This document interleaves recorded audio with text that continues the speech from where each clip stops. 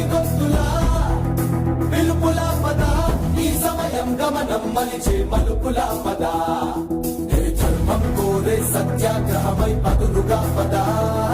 సంక్షేమం కూర్చే సేవా గుణమై అదనుగా పద